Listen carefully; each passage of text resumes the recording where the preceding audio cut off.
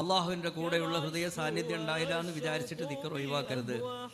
ലാ തത്റുകി ദിക്റ ലിഅദമി ഹുദൂരിക മഅല്ലാഹി ഫീ ലിഅന്ന ഗഫലതക അൻ വുജൂദി ദിക്രിഹി അശദ്ദു മിൻ ഗഫലതിക ഫീ വുജൂദി ദിക്രിഹി. തീരെ ദിക്ർ ചെല്ലാതിരിക്കുക എന്ന് പറയുന്നത് ഏറ്റവും വലിയ അശ്രദ്ധയാണ്, അള്ളാഹുവിനെ സംബന്ധിച്ചുള്ള ഗഫലത്താണ്. അതാണ് ഏറ്റവും മോശമായത്. അതേ സ്ഥാനത്ത് അള്ളാഹുവിനിക്ക് ദിക്ർ ചെല്ലുണ്ടെങ്കിൽ നാവെങ്കിലും ആ പണിയെടുക്കുന്നുണ്ടല്ലോ, പിന്നെ കൽബതിന്റെ കൂടെ ഉണ്ടായില്ല എന്നല്ലേ ഉള്ളൂ. അത് അത്ര ഗൗരവമല്ല. അത് ദിക്ർ പാടെ ഉപേക്ഷിക്കുന്നതിനേക്കാൾ ഖൈറാണത്. എന്ന് മാത്രമല്ല, അശ്രദ്ധയോടുകൂടെ ദിക്ർ ചെല്ലിയിട്ടുണ്ടെങ്കിൽ ആ ദിക്ർ കുറേ ചെല്ലാതെ ദിക്റിനിക്ക് സ്വയം ഒരു കഴിവുണ്ട്. അള്ളാഹുവിന്റെ ദിക്റിന് ഒരു പ്രത്യേകമായ ഒരു ശക്തിയുണ്ട്.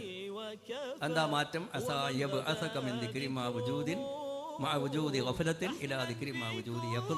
ഒരു ഉണർവ് കണ്ടുവരും.